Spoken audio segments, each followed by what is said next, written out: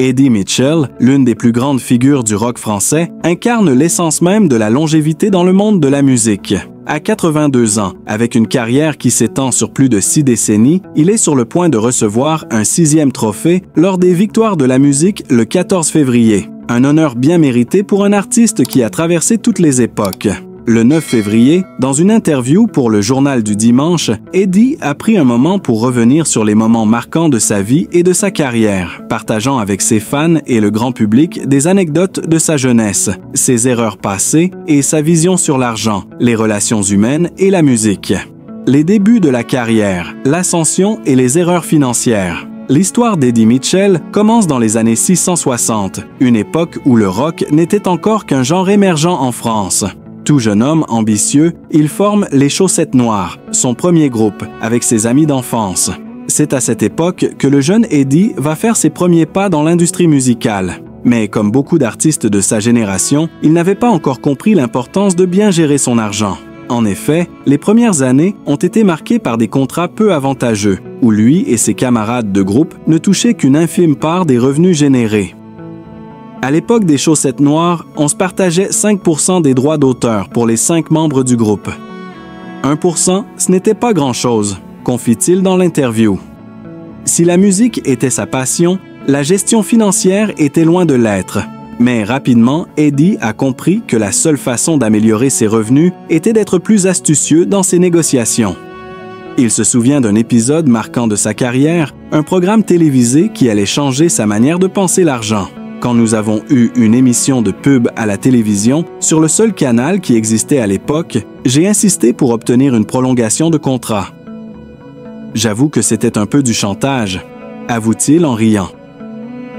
Grâce à cette prise de position, il a réussi à obtenir des conditions financières plus avantageuses pour lui et son groupe, et ainsi commencer à récolter un peu plus de fruits du travail qu'il accomplissait.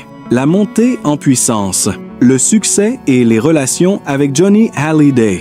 Au fil des années, la carrière d'Eddie Mitchell prend un tournant. Il devient l'une des figures de proue du rock français et en même temps, il forge des amitiés indéfectibles, notamment avec Johnny Hallyday. Ensemble, ils ont fait vibrer les foules pendant des décennies, partageant non seulement des scènes, mais aussi des moments de complicité. Leurs vies se sont entremêlées de manière quasi inséparable.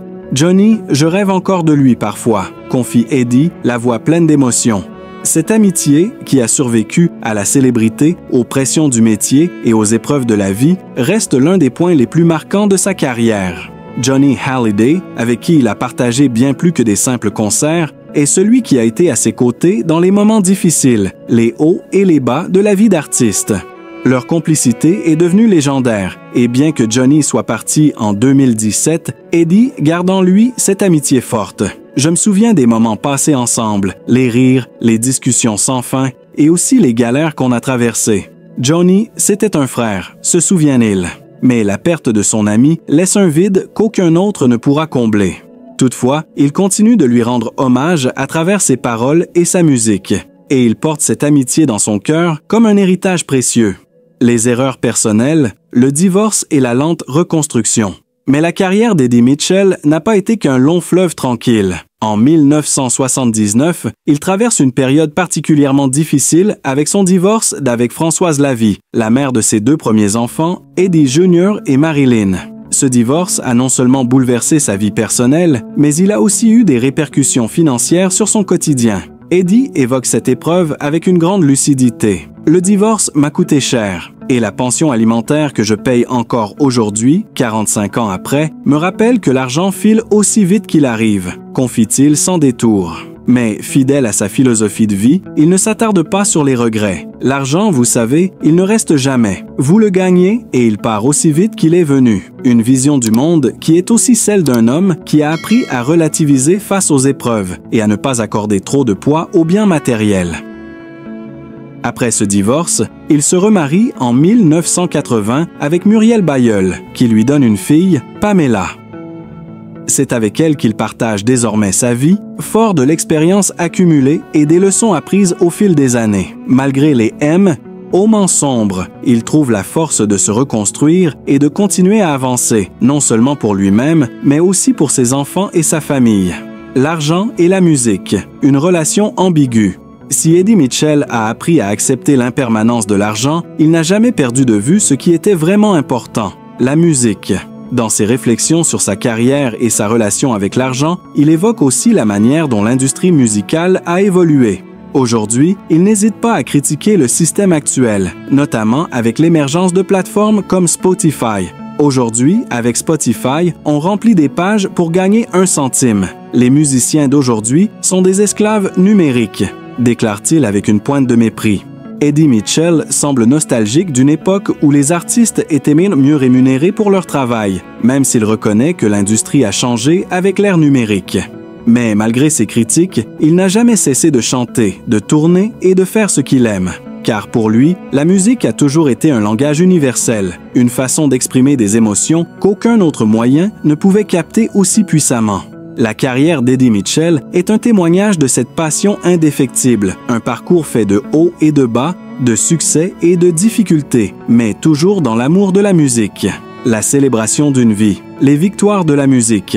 Le 14 février 2025, Eddie Mitchell sera honoré lors des Victoires de la musique, une cérémonie où il recevra un 6e trophée, un hommage à l'ensemble de sa carrière. C'est un moment de reconnaissance non seulement pour l'artiste, mais aussi pour l'homme qui a traversé l'histoire de la musique française avec dignité. À 82 ans, il n'a rien perdu de sa vivacité d'esprit ni de son amour pour la scène.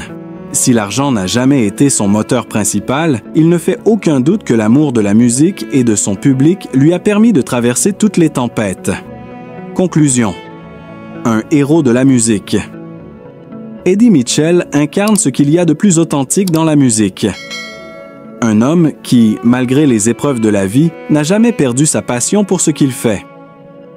Loin des faux-semblants et des artifices du show business, il reste un homme fidèle à ses principes, à sa musique et à ses amis. Alors qu'il reçoit aujourd'hui un hommage bien mérité pour sa carrière exceptionnelle, il continue de partager avec ses fans les histoires de son parcours, ses échecs, ses succès et les leçons qu'il a apprises. À travers lui, nous voyons qu'il n'y a pas de chemin tout tracé vers la réussite, mais qu'avec du courage, de la résilience et une passion indéfectible, tout devient possible.